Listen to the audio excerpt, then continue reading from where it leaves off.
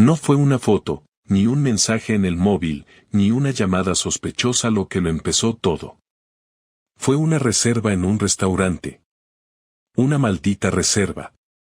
Era sábado, y como cada último fin de mes, Irene y yo íbamos a cenar fuera. Una tradición que arrastrábamos desde los tiempos en los que ni siquiera sabíamos cómo íbamos a pagar el alquiler. Pero esta vez fue diferente. Ella dijo que no podía venir porque su compañera Laura había tenido una crisis con el novio y que iban a salir juntas para distraerse. Nada raro. Le di un beso en la mejilla y me fui al restaurante igual. No iba a desperdiciar la mesa que había reservado con semanas de antelación en la Taberna del Oso, uno de esos sitios donde te cobran 20 euros por un plato que no llena ni al gato, pero donde los camareros recuerdan tu nombre y te rellenan el vino sin pedirlo. Lo que no esperaba era lo que ocurrió cuando llegué. Buenas noches, señor Alarcón, me dijo el maitre. Su mesa ya está preparada. Acompáñeme. Me llevó hasta el fondo del local, una mesa con vistas al patio interior. Y ahí fue cuando me congelé. En esa mesa, la mía, estaban sentados Irene y un tipo que no era yo. Un tipo que, por cierto, le tenía la mano encima de la suya. Ella no me vio. Él tampoco. Pero yo los vi a los dos. Levanté la vista al maitre, que seguía sonriendo como si todo fuera normal. Disculpe, dije. Creo que me he confundido de sitio. Salí de allí sin que nadie se diera cuenta. Me temblaban las manos y el corazón me latía como si me hubiera echado a correr. No supe qué hacer. No tenía pruebas. No tenía contexto. Solo tenía eso, la imagen de mi mujer riéndose con otro, sentada en la mesa que yo había reservado para nosotros dos. No sabía que esa noche iba a ser el principio del fin. No sabía que, en los próximos días, todo lo que creía entender sobre mi vida iba a desmoronarse como un castillo de arena. Al salir del restaurante, caminé durante casi una hora sin rumbo, sin mirar el móvil, sin pensar demasiado, solo avanzando por las calles de Valencia como un autómata. Ni siquiera recuerdo por dónde fui. Estaba en shock, pero no el tipo de shock que te hace llorar o gritar, era más como una parálisis interna, como si no supiera todavía en qué dirección debía reaccionar. Cuando por fin llegué al coche, me senté al volante sin encenderlo. Me quedé ahí, mirando fijamente el parabrisas, preguntándome si de verdad había visto lo que creía haber visto. Porque Irene no me había mentido con un cambio de planes, me había mentido con todo. Me dijo que estaría con Laura y estaba con un tipo que le agarraba la mano como si fuera lo más normal del mundo. No parecía incómoda, no parecía estar siendo acosada o incomprendida. Reía, se inclinaba hacia él, se tocaban con confianza. Era una escena que no dejaba lugar a dudas. A las 2 horas recibí un mensaje suyo. Cariño, ya estoy en casa. ¿Todo bien? Laura está más animada. No respondí. Me limité a mirarlo durante un buen rato y luego apagué el teléfono. No volví esa noche. Dormí en el coche, en un aparcamiento vacío cerca del puerto, con el asiento reclinado y el abrigo tapándome la cara. No porque hiciera frío, sino porque no quería ver a nadie, ni ser visto. Al día siguiente, entré en casa a las 8 de la mañana. Irene estaba en la cocina, en pijama, preparando café. Me saludó con naturalidad, como si nada, como si de verdad hubiese pasado la noche escuchando las penas de su amiga. No mencionó la cena, no me preguntó por qué no fui. Yo tampoco dije nada. Le devolví el saludo con un gesto y subí a la habitación. Necesitaba ducharme, afeitarme, parecer normal. El objetivo era claro, hacerme el idiota hasta entender bien con quién estaba tratando. Pasaron 3 días y todo siguió igual. Ella actuaba como siempre, incluso más cariñosa, más atenta, como si tuviera algo que compensar. Eso me dio una pista clara. Irene no sospechaba que la había visto. Lo que fuera que estaba haciendo, lo hacía con seguridad, porque no pensaba que yo tuviera motivos para desconfiar. Y ahí fue cuando decidí que tenía que saber más. Saber con quién, saber desde cuándo, saber si era algo aislado o una historia con capítulos. No podía quedarme con una imagen y un gesto. Necesitaba hechos. La idea surgió el miércoles, cuando vi su bolso sobre la mesa del comedor. No suelo mirar sus cosas, pero esta vez lo abrí sin pensarlo. Dentro tenía su agenda de papel.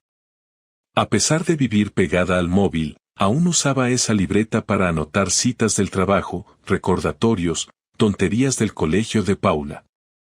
La abrí con rapidez, y fui directo a la semana anterior.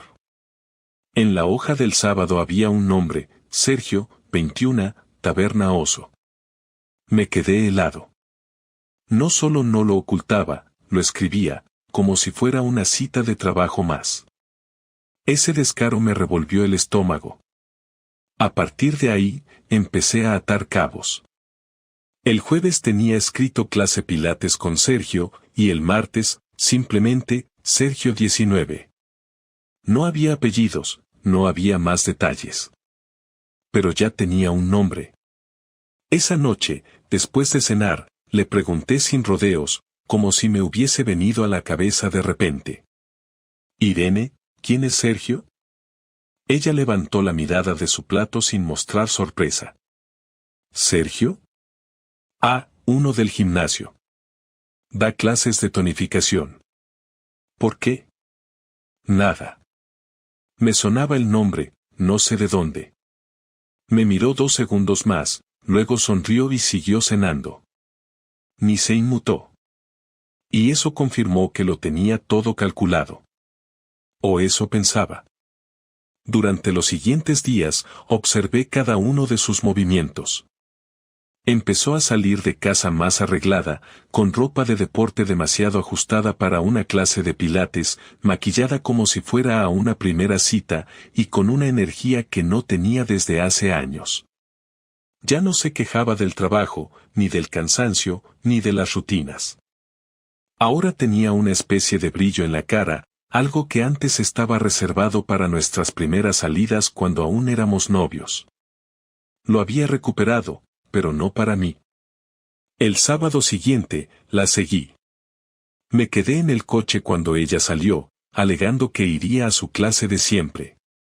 Esperé 10 minutos y luego la seguí hasta la otra punta de la ciudad.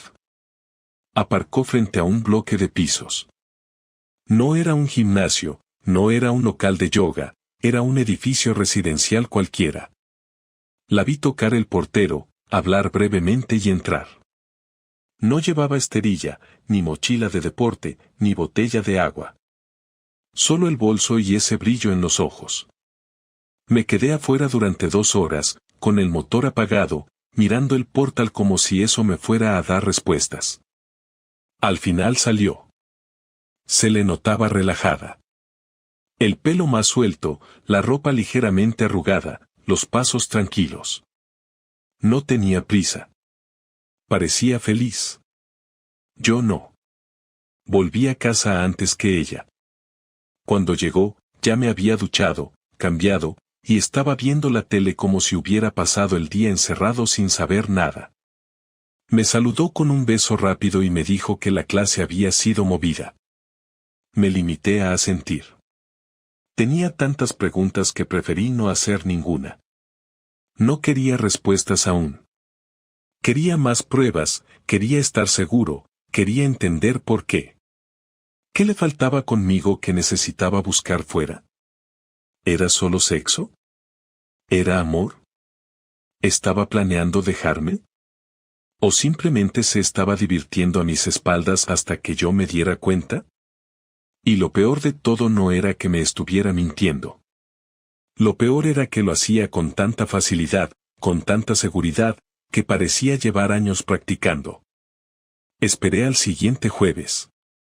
Había anotado todos sus movimientos, sus salidas, sus cambios de ropa, las excusas que repetía como si fueran parte de una rutina nueva.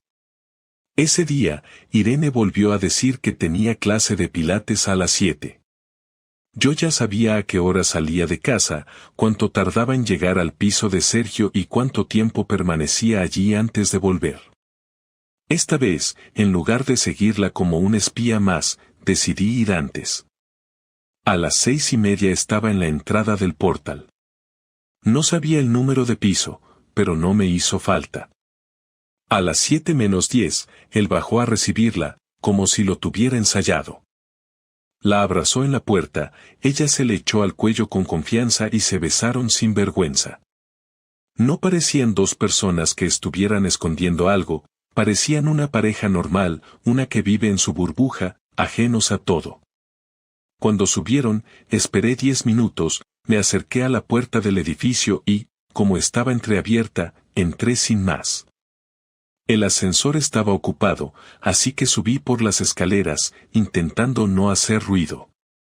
No me importaba en qué piso estaban, solo tenía que seguir el sonido. Y lo escuché. Desde el rellano del tercero, se oía claramente la música, una especie de playlist romántica, de esas que uno no pone para entrenar. Golpeé la puerta con fuerza, sin pausas, sin nerviosismo. Solo con determinación. Al principio no hubo respuesta. Volví a golpear, más fuerte esta vez. Al cabo de unos segundos, la puerta se abrió unos centímetros. Era él. No me conocía, pero me miró como si intuyera quién era. Irene apareció detrás de él, envuelta en una bata gris. Cuando me vio, palideció. Intentó decir algo, pero no la dejé. Baja. Ahora. Ella ni siquiera discutió. Salió del piso sin mirar atrás, sin despedirse de él. Bajamos las escaleras sin decir una palabra. Cuando llegamos al coche, abrió la puerta, se sentó en el asiento del copiloto y me miró con una mezcla de miedo y resignación. Yo me senté al volante, cerré la puerta con calma y luego hablé. ¿Quién es? Sergio. No me tomes por imbécil. ¿Desde cuándo? Desde hace 2 meses. ¿Cuántas veces has estado con él? No lo sé. Bastantes. Me quedé callado unos segundos. Encendí el coche, pero no arranqué. Necesitaba entender algo, aunque no sabía bien qué. ¿Por qué? Irene miró hacia el parabrisas, sin atreverse a sostenerme la mirada. No lo sé. Me sentía vacía. Como si todo se hubiera vuelto rutina. Trabajo, casa, Paula, tú. No es culpa tuya, es mía. Lo sé. No busco excusas. Me dejé llevar. Me gustó cómo me miraba. Me hizo sentir algo que no sentía desde hace tiempo. ¿Algo como qué? Como si fuera importante. Como si aún tuviera algo especial. Me hacía reír. Me escuchaba. Me miraba diferente. ¿Y yo? ¿Qué soy entonces? Tú eres parte de mi vida. Pero no sé si es amor lo que siento ahora. O si solo estoy acostumbrada a ti. Me reí. No porque tuviera gracia, sino porque no sabía cómo reaccionar. Irene, la mujer con la que compartí una década, estaba sentada a mi lado diciéndome que otro tipo la hacía sentir especial, y que conmigo ya no sabía si había amor o solo costumbre. Y lo decía sin lágrimas, sin súplicas, sin dramatismo. Como si hablara del precio del pan. ¿Te acuestas con él? Sí. ¿Te gusta? Sí. ¿Lo amas? No lo sé. No estoy segura. Arranqué el coche. Conduje en silencio hasta casa. Nadie dijo nada en el trayecto. Al llegar, bajó del coche y entró en casa como si todo siguiera igual. Yo me quedé un momento más en el asiento, respirando hondo, tratando de asimilar la conversación. No hubo gritos, no hubo insultos, pero dolió como si me hubieran apuñalado. No esperaba que lo negara, ni que llorara. Pero no pensé que lo admitiría todo con esa frialdad. Era como si ya lo hubiera asumido, como si en su mente ya se hubiera despedido de mí hacía semanas. Entré a casa, subí al dormitorio y empecé a hacer una maleta. No tenía claro si me iba a quedar en casa de un amigo, si iba a ir a un hotel o simplemente a conducir hasta que me cansara. Pero necesitaba espacio. Ella no me detuvo. Me vio subir con la maleta y no dijo una palabra. No preguntó a dónde iba. No intentó explicarse. Solo se sentó en el sofá y encendió la tele, como si todo lo que acababa de pasar fuera una escena más de su rutina. Me fui esa noche. Dormí en casa de Raúl, un amigo de toda la vida. Le conté lo justo, que Irene me había mentido, que había otro tipo, que no sabía qué hacer. No me juzgó. Me dio una cerveza y me dejó el sofá. Dormí mal. No por la incomodidad, sino porque mi cabeza no paraba de repetirme cada palabra de Irene, como un disco rayado. No sabía si quería perdonarla, si quería entenderla, o si simplemente tenía que aceptar que nuestra historia había llegado al final. Pero algo sí tenía claro, al día siguiente, no iba a quedarme de brazos cruzados. Pasé el domingo entero en casa de Raúl, sin ganas de hablar con nadie y sin tocar el móvil. No quería mensajes de Irene, no quería llamadas de nadie, y sobre todo no quería pensar en todo lo que ella me había dicho sentada tan tranquila en el coche la noche anterior. Tenía que dejar de buscar explicaciones y empezar a moverme, porque si me quedaba paralizado iba a terminar suplicando que volviera conmigo, y eso no lo iba a permitir. El lunes por la mañana me levanté temprano, me duché, me vestí con ropa limpia que Raúl me prestó, y fui al trabajo como si nada. Nadie sospechó nada, nadie preguntó por Irene, y yo no dije nada. Aguanté la jornada como un robot, contestando correos, fingiendo sonrisas, respondiendo llamadas, pero en mi cabeza solo había un plan. No iba a dejar que Irene se saliera con la suya como si lo que había hecho no tuviera consecuencias. Lo primero que hice fue hablar con un abogado. Busqué uno que me recomendó mi primo, especializado en separaciones. Me explicó lo básico, me preguntó si tenía pruebas, y le conté todo lo que sabía. No tenía fotos ni grabaciones, pero tenía los movimientos, el nombre del tipo, y podía conseguir más si hacía falta. Me dijo que con una buena estrategia podíamos usar esa información a nuestro favor en el proceso. Yo no estaba interesado en castigarla legalmente todavía, pero sí en prepararme por si se ponía tensa la cosa. Quería asegurarme de no perder la casa, de no quedarme sin nada por culpa de una infiel que jugaba a tener dos vidas mientras yo me partía la espalda trabajando. El abogado me ayudó a iniciar el trámite de separación de bienes, que era lo más urgente, y me recomendó que regresara a casa. Me dijo que, mientras no hubiera una orden judicial, yo tenía tanto derecho a estar en esa vivienda como ella, y que no debía abandonarla sin dejar claro por qué. Esa noche volví. Cuando entré por la puerta, Irene estaba en la cocina preparando algo de cenar. Me miró como si no supiera si debía hablar o quedarse en silencio. Pensé que no volverías. Pues aquí estoy. ¿Dónde estuviste? Con Raúl. ¿Y ahora qué? Me quité la chaqueta, la colgué con calma y me senté en el comedor. Ahora vas a dormir en la habitación de invitados y no vas a tocarme, ni hablarme, a menos que sea para algo importante sobre Paula. No pienso discutir, no quiero escuchar excusas, y no me interesa tu arrepentimiento. Estoy aquí porque esta casa también es mía y porque no voy a ser yo el que se esconde.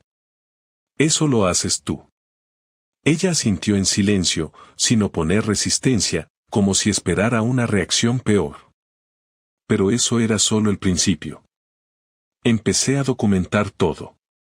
Cada salida, cada excusa, cada vez que decía ir a Pilates y volvía con el pelo mojado o con la ropa cambiada.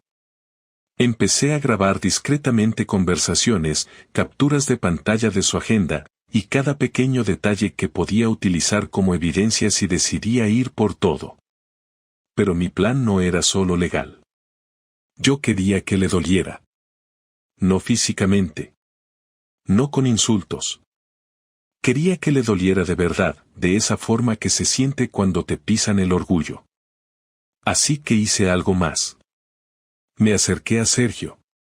Fui hasta su portal una tarde, lo esperé fuera del edificio, y cuando salió, me paré frente a él. ¿Eres Sergio, no? ¿Quién eres tú? El marido de Irene. Su cara cambió al instante. Tragó saliva, se puso tenso, pero no se movió. Escucha bien. No vengo a pegarte, ni a insultarte. Me da igual quién seas tú. Lo que quiero es que sepas algo. Irene te está utilizando. Ella no va a dejarme, no va a construir nada contigo, y cuando se canse de ti, te va a dejar colgado. Como ha hecho con otras cosas en su vida. Si crees que tú eres diferente, te equivocas. Solo quería que lo supieras. Me giré y me fui, sin darle oportunidad de contestar. No me interesaba su versión, ni su defensa. Solo quería que tuviera en la cabeza esa duda cada vez que la viera. Y funcionó. Días después, Irene volvió a casa más seria de lo normal. No dijo nada, pero se notaba tensa, como si algo la incomodara. Durante la siguiente semana, empecé a cambiar mi actitud en casa. Hablaba con Paula con más energía, cocinaba más seguido, ponía música mientras fregaba, salía a correr por las mañanas. Pero con Irene, silencio total. Cuando hablaba, lo hacía con frases cortas, directas, como si fuera una compañera de piso que no me importaba en lo más mínimo. Eso la empezó a molestar más que cualquier grito. Me observaba con curiosidad, como intentando adivinar qué estaba tramando.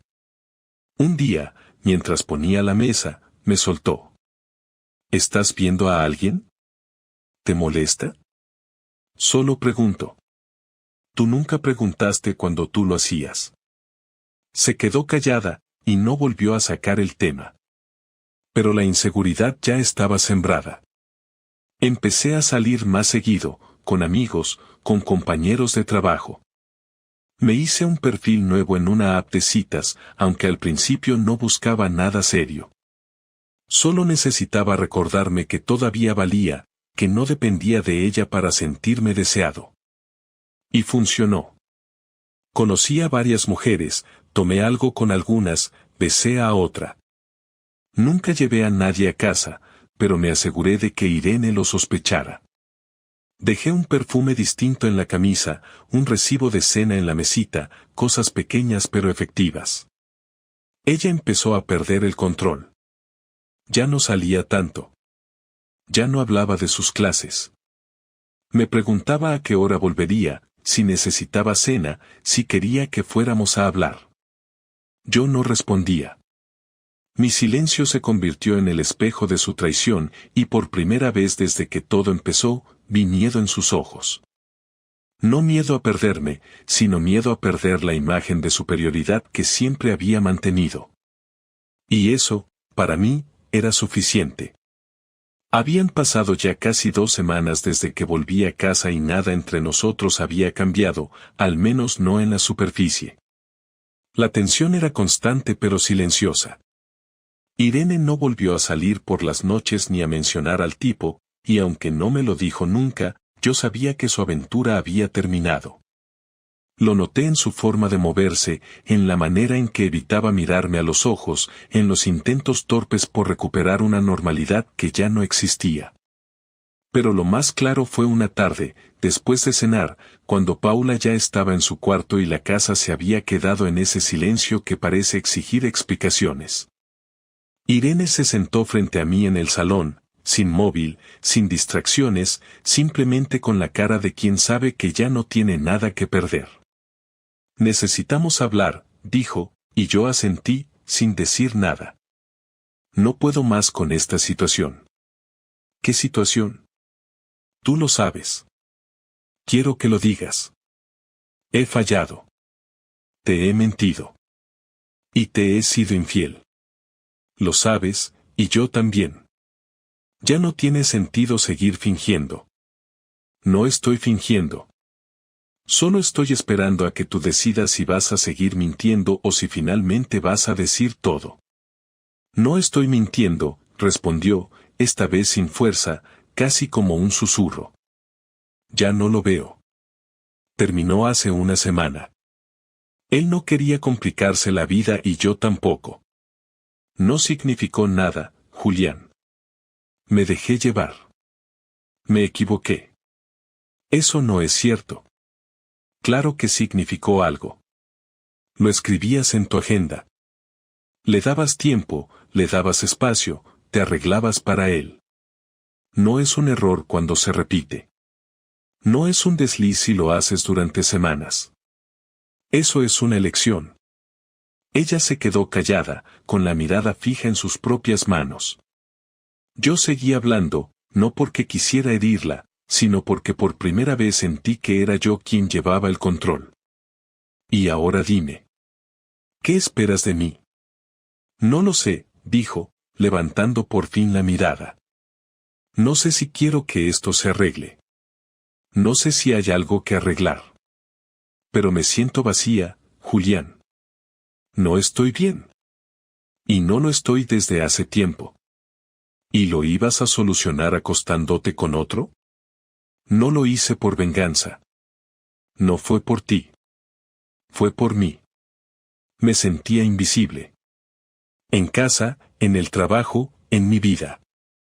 Y de repente apareció alguien que me hizo sentir viva. Que me escuchaba. Que me deseaba. Y lo confundí con algo más. Yo también me sentí invisible, Irene. Pero no busqué a otra persona. No me fui a meterme en la cama con alguien que me hiciera sentir importante. Aguanté. Me callé. Y cuando intenté hablar contigo, tú solo decías que estabas cansada, que no tenías ganas, que ya hablaríamos otro día. Lo sé. No, no lo sabes. Tú tomaste una decisión, sabiendo lo que tenías en casa. No fue un impulso. Fue una rutina. Fuiste constante. Diste excusas. Mentiste a diario. Y ahora vienes a decir que no sabes qué esperas. No quiero perder a mi hija. No la vas a perder. Pero no te engañes. Paula se dará cuenta de todo, tarde o temprano. Los niños no son tontos. Lo que pasó aquí no se puede tapar. ¿Y tú qué vas a hacer? Me voy. No quiero seguir en esta casa. Ya hablé con el abogado. Voy a iniciar el divorcio. No quiero venganza legal, ni quiero hacerte daño con eso. Pero tampoco puedo dormir en la misma casa con alguien que me rompió por dentro. ¿Y Paula? La veré todos los días que pueda. Haré todo por mantener la relación con ella.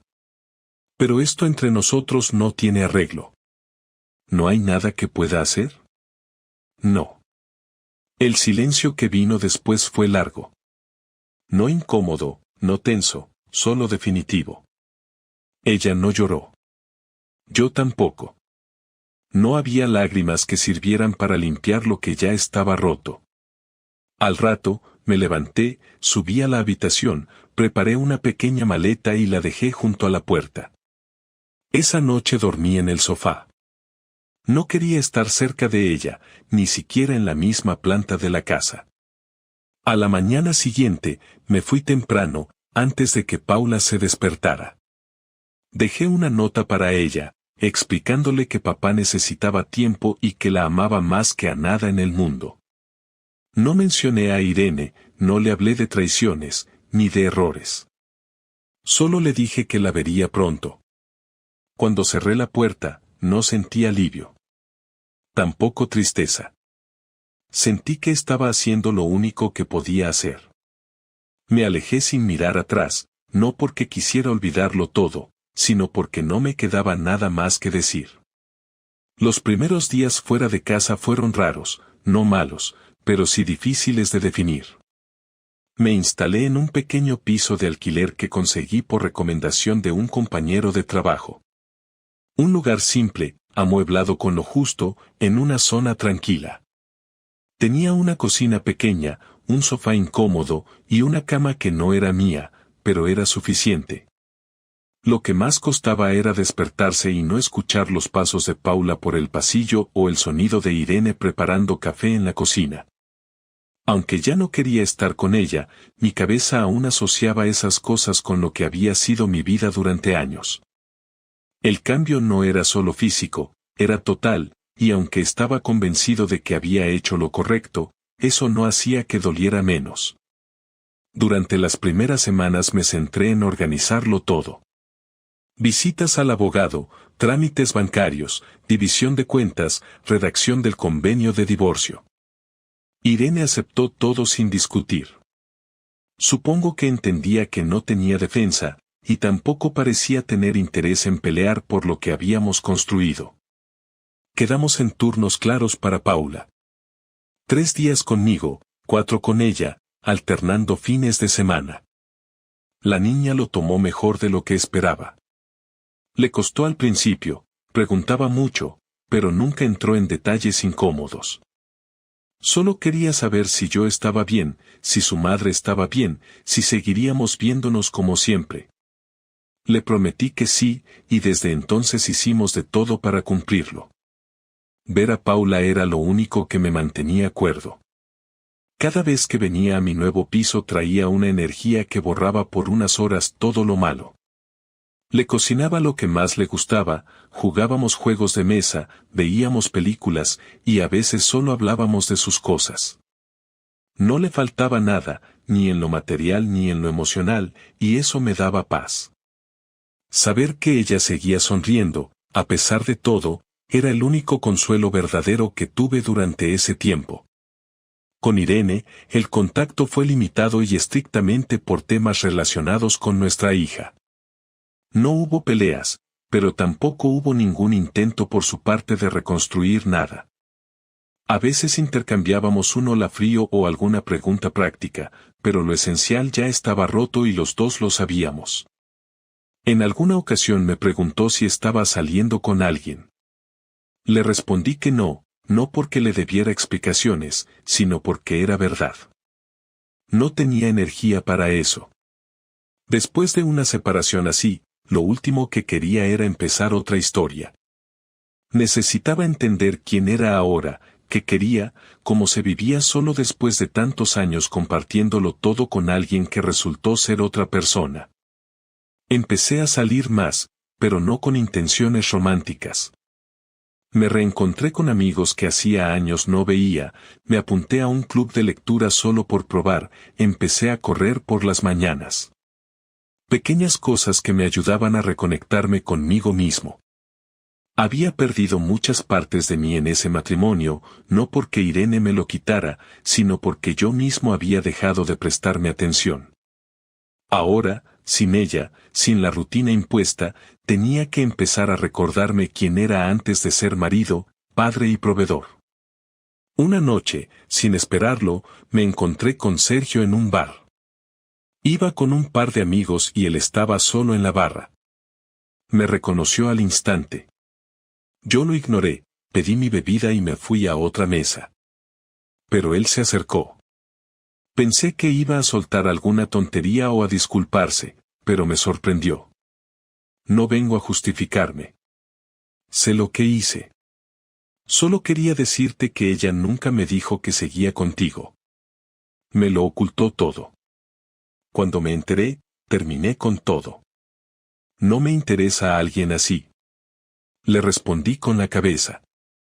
No necesitaba saber más, pero me quedé pensando. Al final, Irene no solo me traicionó a mí, también mintió a quien eligió para su aventura. Estaba sola con su versión de la historia, y eso también tenía un peso. No lo celebré, no me alegré, pero entendí que su vida tampoco iba a ser sencilla después de esto. Un mes después del divorcio, recibí un mensaje de Irene. No era una disculpa. Solo decía, espero que algún día podamos hablar con menos rencor. No contesté. No porque estuviera enojado, sino porque ya no veía sentido en mantener ningún lazo. La única conexión real era Paula, y ella estaba bien. Todo lo demás era pasado. Hoy han pasado casi 3 meses desde la última vez que vi a Irene fuera del intercambio con nuestra hija. Ya no pienso en lo que hizo todos los días, aunque hay momentos en los que todavía se me viene a la cabeza sin querer. Lo que más me cuesta no es su traición, sino aceptar que estuve años compartiendo mi vida con alguien que, al final, me miró a los ojos y me mintió sin temblar. Pero incluso eso, con el tiempo, empieza a doler menos. No he perdonado, pero ya no me consume. He vuelto a dormir bien. He vuelto a reírme de cosas tontas. Y aunque el proceso ha sido largo, estoy aprendiendo a vivir con lo que pasó, sin que me defina. Supongo que si alguien me preguntara qué aprendí de todo esto, diría que nunca se conoce del todo a la persona que duerme a tu lado. Que hay que estar atento, no por desconfianza, sino por respeto a uno mismo. Y que cuando alguien te falla de esa manera, puedes quedarte en el suelo o puedes levantarte y reconstruirte. Yo elegí reconstruirme, aunque aún no sé hasta dónde voy a llegar. Pero esta vez, por lo menos, lo haré sabiendo que no le debo nada a nadie.